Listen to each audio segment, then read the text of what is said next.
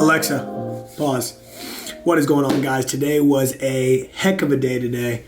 We made $924.80. So let's break down how I did it. First trade was a banger for $184.70. There's a lot of adding because we ended up just getting in, I want to say 4 total trades today. I'm going to pop to Top Step really quick and just show you the notes and read them off to you so you know where I was at and know when I was getting in, etc. It's like a lot of like clump stuff because, as you know, I'm also like putting my trade ideas there as well. Number 1, ES short was a ascending trend line break at 9:24 a.m. before market opened. I have drawn in my intraday supply and demands and entered as soon as we saw a break with a set stop loss of 250, but also a definitive stop loss above the ascending trend line. That ended up going in my favor, ended up making $184.70. This is what it looks like. Boom, right there, okay? So this is the 1 minute right there. As you can see, we got below this level right here, and then we took this thing on the way down. We ended up taking almost 4 points, 3.75 or 15 ticks. That was a nice move right there, okay? Trade 2, here at the top, second ES long. Sorry, that's kind of hard to see. Second ES long. Potential to break to the upside at market open, considering a new supply and demand has been formed. This is also the first touch of the demand, which should be bounce and stop loss just below demand. So, second candle hasn't closed yet, below demand. Let's see at 9:31. Did it close below? Tells us sellers are in control as of now. If we go below next demand, we are more than likely to take it down further. ES long got stopped out because I thought it was bouncing off of a level. 250, it was a bit tight, but I ended up getting it again and attempting again. ES long again, went from second go around and grabbed an excellent trade. Must let winners run more because I got out a little early, didn't let it get all the way to the intraday supply. Added a 2 to 3 contract on top of the initial trade. Be confident in my levels. Don't be so quick to exit. These winners save us from our losers. And then I'm going to read the last one just so you know context-wise where we were at. I just said potential to go to the upside. We are getting buyers stepping in because supplies are broken. Then again, if we break under demand, then we'll take it down to the next demand level. So I'm talking about buying and selling. Sells are looking more enticing. It's 9:56 a.m.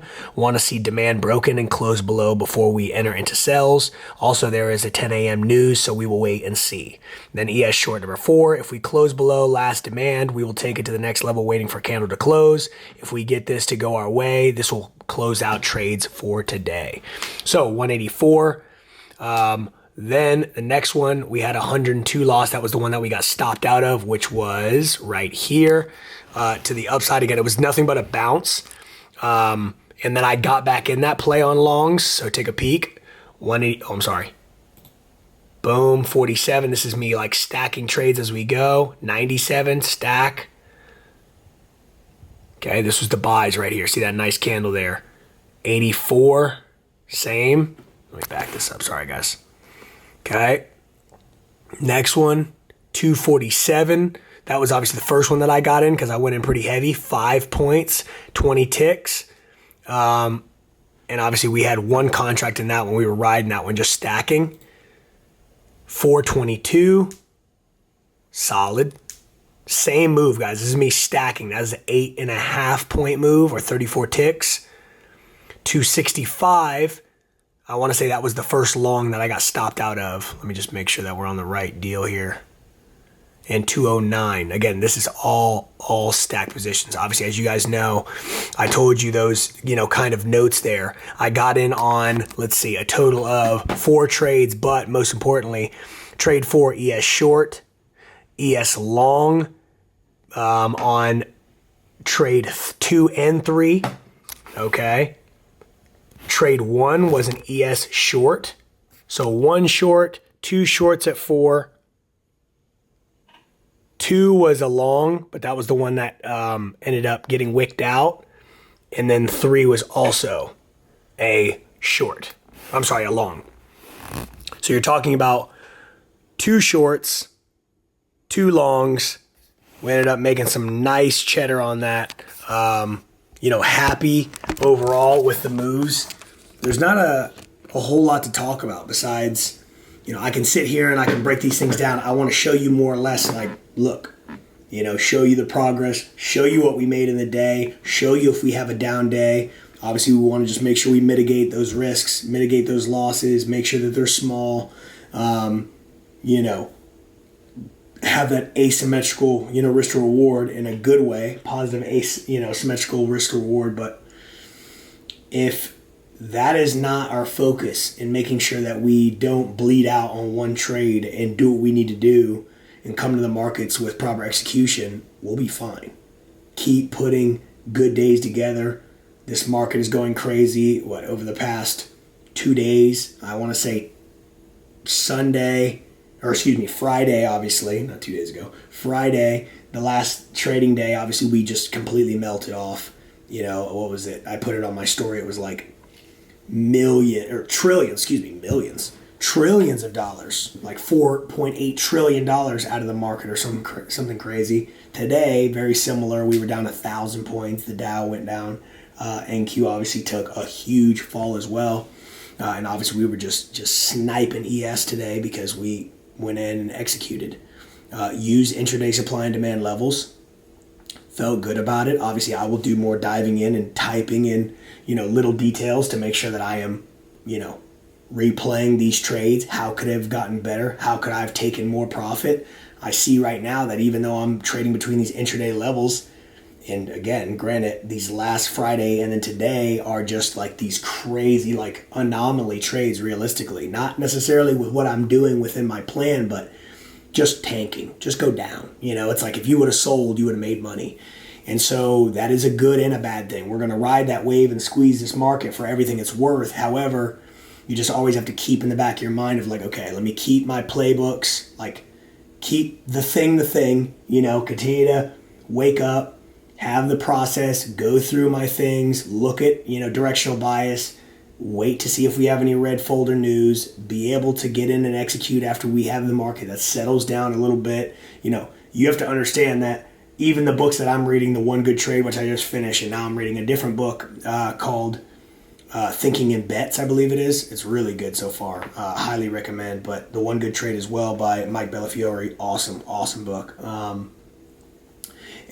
So my point is these different books will say, Mike, the CEO of SMB Capital says this. He goes, it's just an excuse if you want to claim that, you're letting the market kind of cool down or settle in and find the direction it's going to go in order to not get in on 930 volatility. If you're a momentum trader, that is literally what you are like, this is what I need, right? It's very important to know yourself. I know that as my skill gets more proficient, as I get better, as I get payouts, as I get funded, so on and so forth, I know that I can put more at risk.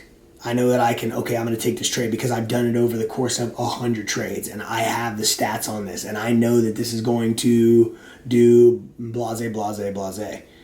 I can't take a guess and throw all my resources at one trade. And again, this is my own journey of not even realizing, which is nuts. You don't even realize that you're throwing that much risk on every trade and you're literally just gambling. You're just chucking trades and just like, what am I doing? But having a real rhyme or reason. It's okay if this is a 65, 70% hit rate. Over the course of time, this will stand the test of time. But getting in a particular trade on an intraday supply and demand move that we're getting bounces off of to make sure we see where directional bias is going, number one. Number two, and then riding it to its next levels where are well-respected areas. At the very minimum, TPs are where supply or demand on an intraday level on a 1 to 5 minute time frame has already been respected and rejected or broke through. So right now, I know what direction we're going, and I also know that at minimum, if I just take it to this supply or demand box, we're chilling. I don't even need to let it get all the way to the top of it, because what if it doesn't? What if it's just a wick and then shoots down and then we just get sellers to come in big orders? I need to be out of that wave before I get tumbled. So it's like, let's just make sure we're taking good, high probability setups. And that is what I'm trying to do at this point. So when I read that, it's like, does the, I guess the, what's the word I'm looking for? Like the competitive nature in me is like, fuck that. Like 9:30 opens, I need to be live then. But it's like, he also says when he started and they had 5 people in their firm, this was, me and Steve bringing this vision together, and we didn't really have a whole lot of rules, and this was essentially, us getting a deal with, one of these clearing firms and giving us this data in real time so we could trade, and we're hiring people that we feel are like-minded individuals that really have a passion for the market, and, what they knew is what they knew. And as you take more reps and get more lashes and learn, oh my gosh, okay, I can't do that. But this book that I'm reading now is like helping you kind of change your perspective of like, I need to keep a very objective thought process of, if I lose, I lose. But I've now found one way out of the multiple ways of me losing. Now one of them is eliminated. So now you go to the battlefield, if you will, or the market with a whole different mindset of like, okay, let me lock in. And if I lose money, I know that was the bet I was willing to put my money where my mouth was and put resources onto my, trading plan, onto that particular playbook, play in my playbook, and let the chips fall where they may. And knowing that over the course, and you have a sound playbook if you are a 40%, 50%, 60% trader. You can even be less than that just depending on your risk to reward ratio. But when you are in a position where you can truly sit back and know that this for certain is a 60 to 70%, and there's no certainties really, but something that gives me an edge that more times than not I will be correct, then you can swing at that bat, when that fastball comes down the pipe and it explodes to the level that you expect it to go to because of probabilities, and you keep swinging at that. And then when you see it goes your way, you start hiring more employees and putting them to work, and that's the Alan Edwards divergent trader, kind of example or analogy. It's like, let them work together. So then you can squeeze the market, and then you can take a bigger amass of money, and then now you can still keep your risk is still very much, manageable. You still have your, nobody, I shouldn't say nobody, but very small percentage of people are doing what I'm doing as far as like putting a risk, tolerance in as like a extra training wheels on to be like, just in case this explodes and goes in the wrong direction, it doesn't get me, like it blows my daily drawdown or whatever. Which for these 50Ks are only $1,000. That's not a lot of money, guys. So if you're trying to push 5 contracts, it don't take a whole lot of mistake to be, so your entries have to be that much more sharp and precise. Of course, I need to continue to up my game of being like, can I step away on the 1 hour, maybe even as in a demo, kind of environment. And this is obviously evaluations, and we're almost, past that and getting to the funded, but in a demo situation where it's like, I'm gonna just judge this off the 1 hour and see how that goes, and see if I can start to build different plays in my playbook for a longer time frame situation, or look for the same plays I'm looking for that I'm getting nice and cleanly right now with ES with other, indices or whatever the case may be. That is the most important part.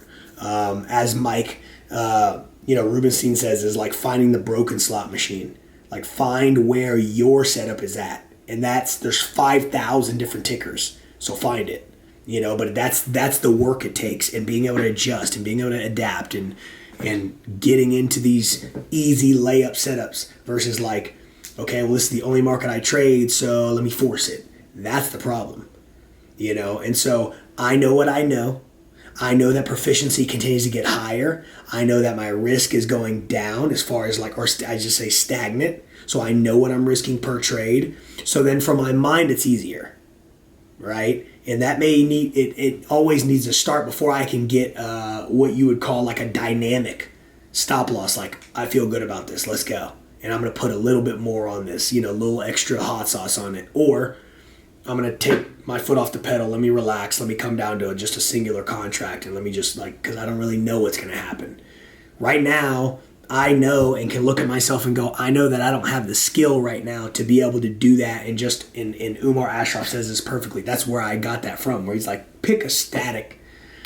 So like any coachable person in any business and or venture, it's like I am always keeping my ears open of like, okay, what do I need to be doing? What is going to help me be as successful as I can be? And this is, over the course of, this period of time, essentially when you guys saw me do this run, I know I continue to bring it up, but it's like I would be lying to you if I told you I wasn't amazed by the fact that I have, and hey, knock on wood, but I don't have to go do that anymore. And, it's been like a week, so I'm not going to like sit here and be like, I'm a changed man, but I don't want to do it so bad. I fear it so bad. 2 losses in a row. You know what I'm saying? Like, I, knock on wood, have not had that come back to back where I'm like, okay, I need to walk away. Well, I actually did. What was that, on Thursday? And then Friday I, did pretty well. And then today I did pretty well. Or it was either Friday that I lost 236, whatever the case was. And what did I say? Oh, well, I'm super proud of myself for being able to step away and not push anything and not get a little bit overzealous. And this is progress. This is how the game works. Always learning, always progressing, knowing why I'm getting in, knowing why I'm getting out, knowing entries, knowing exits. What if this happens? What do I do? What if this happens? What do I do? It's putting a hypothesis out there. I'm wrong. I'm wrong. Get out. Cut my loss. Get out. So, you can call it scalping, sure, because that's kind of my nature. I'm not afraid to say that, but, I know that I want to sit in longer moves. I don't want to be an investor. I don't necessarily want to, yet at least, I don't want to sit there in for, let me leave that in for a week. That just does not interest me at all. I don't want that. But I'm sure as I develop as a trader, I'll be like, leave that in there because I see the overall play on a weekly, on a monthly, on a daily, So I want to just talk to you guys about kind of what I'm thinking, how things are going, things are looking up, assessing this market, watching replays, diving into what I'm doing, identifying what I was looking at, using my kind of pregame notes like, I normally have on Top Step that then I just transfer over to TradeZella, really dissecting what I'm doing is what is giving me the success. And if I don't do that, then I can't expect success. Like, point blank. I didn't do anything less than that when I was playing football, so I don't know why I would expect any different result, and we're talking about money. Running routes and catching footballs and scoring touchdowns and having people cheer for you is all great, but guess what? At the end of the day, yes, it's the love for the game, but you're also doing it for a reason. Otherwise, you wouldn't play such a physical sport. Why? When I can walk away, luckily I was able to walk away from that pretty unscathed and not my neck is, I've got slip discs and I've got freaking CTE and I can't remember anybody's name, or I can't, like, this is the game that I played. Now I'm playing a game where I've literally got to just like figure out who I am and be like, because I know you get crazy after 2 losses, you've got to walk away from the computer, get the hell up and go. And so it's like, can I control myself to that degree? And the answer is yes. It's just, how long is it going to take? And so I needed to do something and push myself to like, it's okay. To now like, go take your happy ass on a run for 5 miles and do 100 burpees and then let me know how that feels. And then let's see how often you'll do the same mistake. And knock on wood, I've not done that yet. And whether it's a week, and hopefully I can look back and be like, that was 2 months ago. I can look back at that and be like, that was 6 months ago. That is what progress looks like. That is what I'm after. I don't want to continue to get crazy with, Julian, you can't just take whatever size account and just chuck 5 contracts on everything. And now you're not even looking at your tracking through TradeZella that you're talking about where you're like, okay, well, I know this is a 60% win rate or 70% win rate, so I'm going to jump in with a little bit more size on this. You're not even doing that. You're just assuming that this has got to be right and it's got to go in my favor. But because I'm scalping, I allow myself to be like, give myself almost that room for error or that like grace of being like, oh, it didn't work out that time. No, you also have $200 left in that account. And if you make one wrong move again, even on a single lot, because 200 is not that much, you blow it. So it's just knowing yourself, it's knowing who you are. I implore you guys to figure out who you are. Find out what makes you tick. And do your absolute best to always stay in this calm, poised, ninja mode the entire time. And I know that sounds so silly, but it's like, that is what I am able to like try to mold this entire, like, what is all this? Like, how do I talk to my fans about this? How do I talk to the people that I care about the most about this? How do I explain what I do? What I'm doing, and as I told you, the reason I love it, besides the fact that I have no boss, I can make unlimited amounts, or there's unlimited potential, and it's just me in the markets, is I am responsible for everything that I do. I can blame everybody else if I choose to, but it doesn't change the results. Whereas everything else that we do in life can be pegged to, or you can convince yourself. You're smart enough to go, I can just, oh yeah, it was this. That's what the problem was. But you literally cannot do that. Why? Because somebody else did not click the mouse. You did. And you entered and you exited that position. So it's like the ultimate responsibility. The ultimate. I heard it this way. It's a hard way to make an easy living. It's a hard way to make an easy living. I can sit here behind a computer and click some buttons, but this is the hardest shit you will do in your life. And the spillover of who I am becoming and who I have to be in order to, see the fruits of my labor at the level that I want to. Not just, I made a couple grand over the last 4 or 5 years, and again, I'm in year 2. I'm not okay with that. I'm not even close to being okay with that. If I'm not reaching 7, 8, 9 figures, I did it wrong. And I have to hold myself accountable to go, you need to keep taking strides forward. You need to keep trying different things. You need to keep pushing yourself to get better. You need to grow, adapt, switch something, try this, try that, be a scientist. Stop trying to be a one-hit pony and just go, I've cracked the code of trading. You know price action. You know what to look for. You do have a strategy. You've mastered you. You know how to make money. You know how to hold winners. You know how to cut losers. But that really is what you become great at.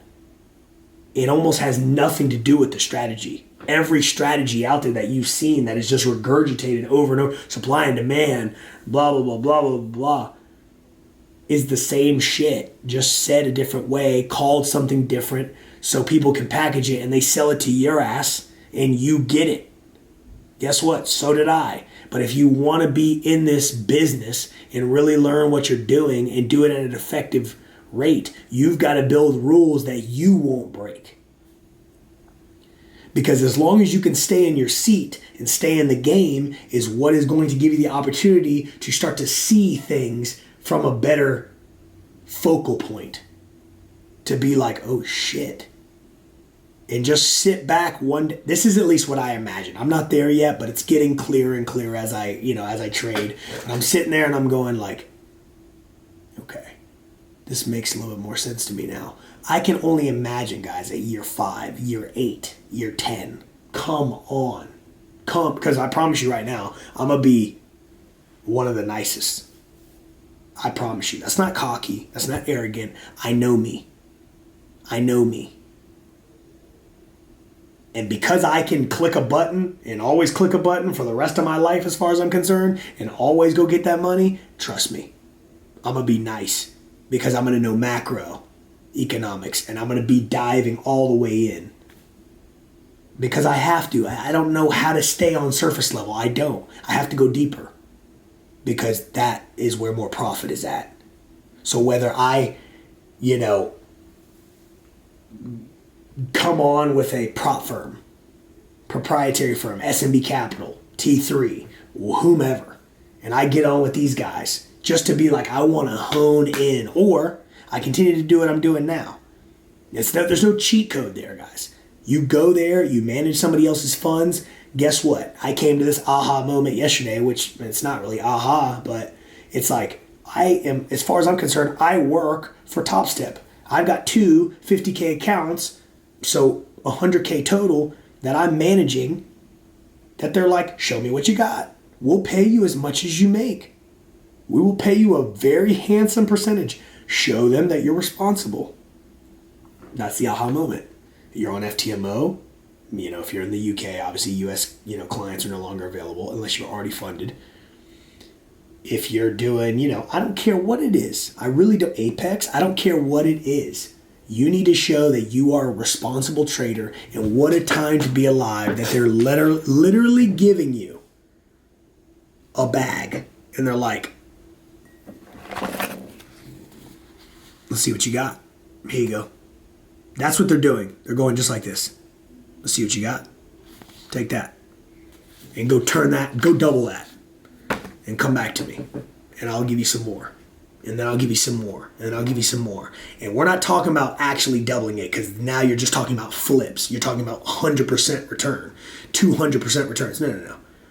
You make 30% on your money over the year, over 250 trading days. You're getting 7-8 figures thrown to you. Any person out there. If you're returning more money than the S&P, which is, on average, 4, 5, 6, 7%, 8%, depending on how hot the market is, whatever.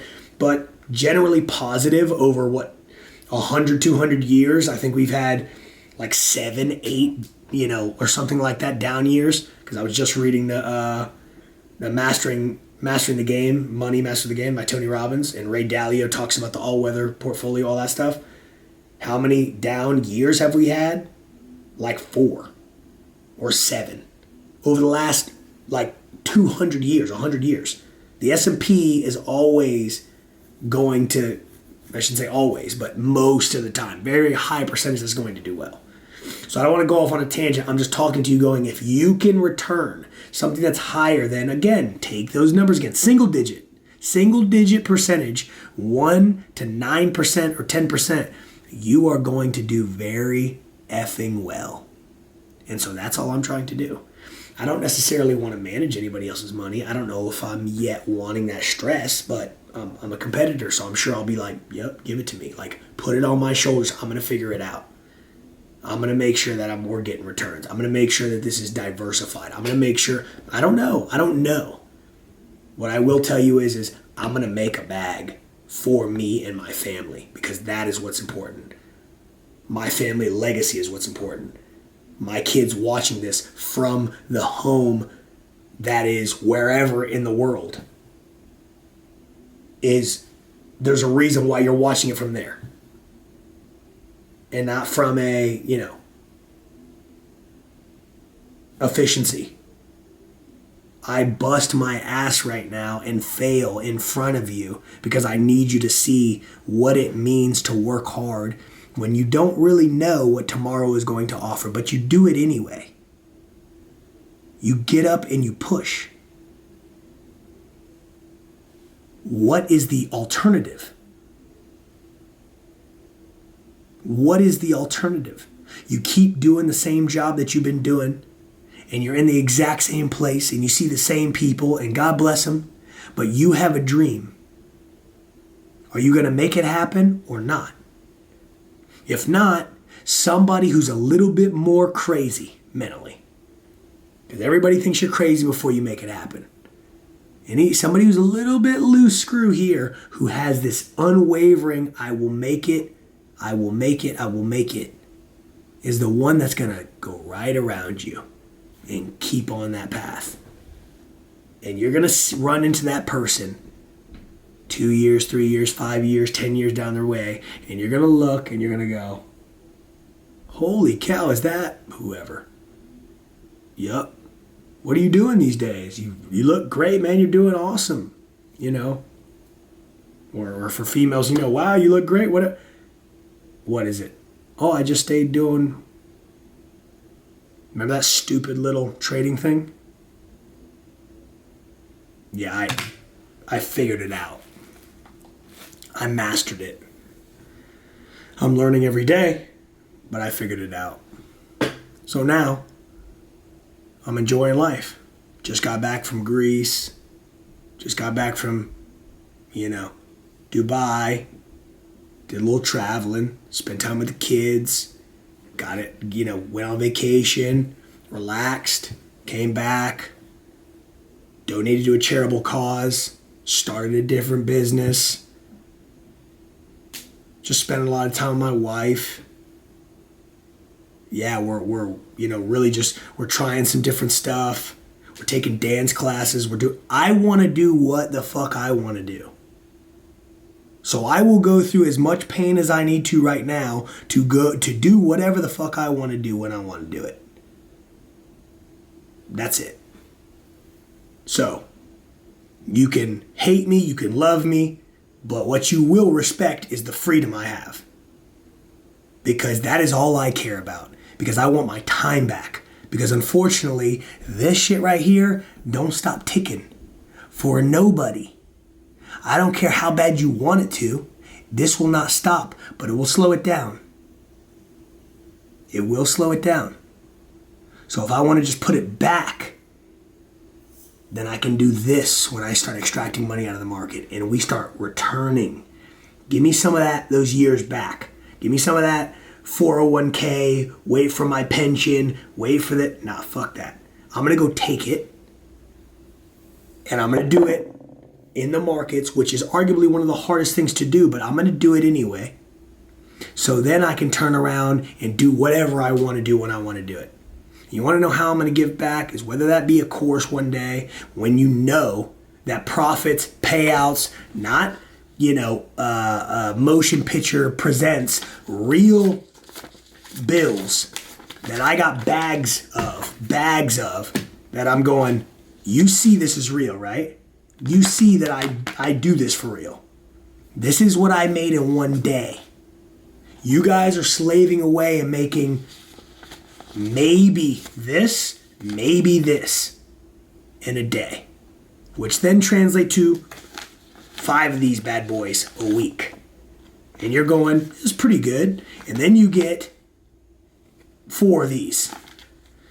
And now you've got $4,000, $5,000, which is somewhere around that, what is that?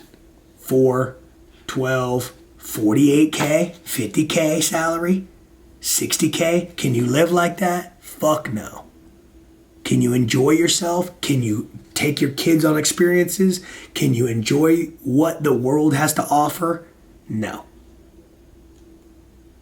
By no means am I this, capitalist and wow, okay, we really see who you are. It's about the money. No. You're not hearing what I'm saying. This is about making sure that my grandkids and my grandkids' do not struggle. So it's not about what I do about extracting the money, because the money's going to be extracted anyway from the market, because it happens all day long. What did I tell you? $7 trillion? Let me just get a scoop of that.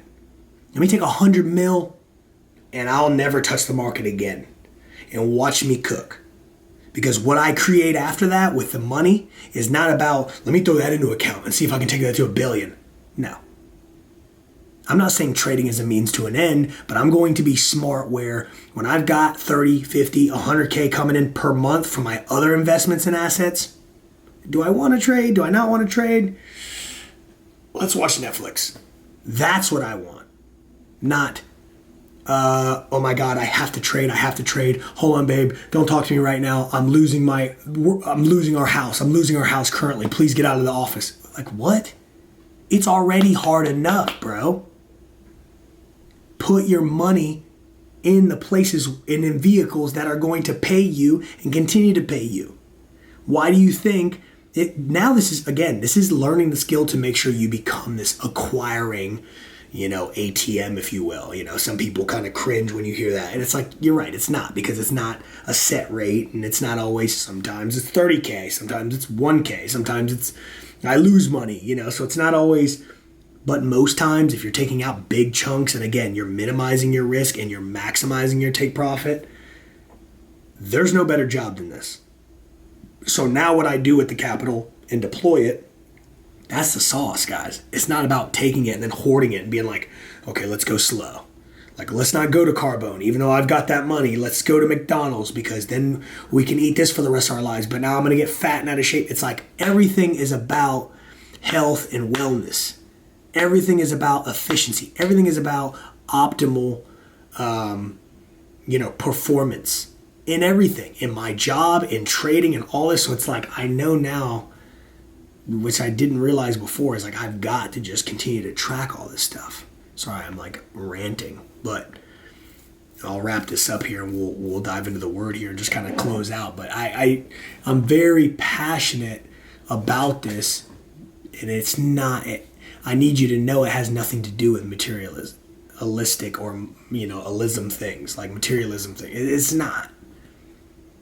It seems like it because, I like to find, I would love, instead of McDonald's, I would love Nobu. Yeah, I would. I would love, Sprouts instead of having to go and, go to fucking, like, CVS or go to Dollar Tree, better yet, or Dollar General to try to, like, buy the fucking expired snacks or something, like, just to feed my kids. Like, no. I will not accept that. So there's one life I have. I'm going to do it clean. I'm going to do it legally. I'm going to do it by fucking putting my money on the line and figuring out how the hell to do this. And if it takes 2 more years it is. If it takes 3 more, it takes 3 more years. But I promise you that this will be worth it. And I want you to be along with me this entire journey and know that you can also make it as well. You can. All right, guys, let's dive into it. Sorry, that was super long. Bear with me. The world is not a stage. Be especially careful when you are trying to be good so that you don't make a performance out of it. It might be good theater, but the good who made you won't be applauding. When you do something for someone else, don't call attention to yourself. You've seen them in action. I'm sure play actors, I call them, treating prayer meeting and street corners alike a stage, acting compassionate as long as someone is watching, playing to the crowds. They get applause, true, but that's all they get. When you help someone out, don't think about how it looks. Just do it quietly, unobtrusively. That is the way your God, who conceived you in love, working behind the scenes, helps you out. Say it with me if you know it. You are uniquely different. God took his time on you. You are one of one. If nobody's told you today, I love you so much. Peace.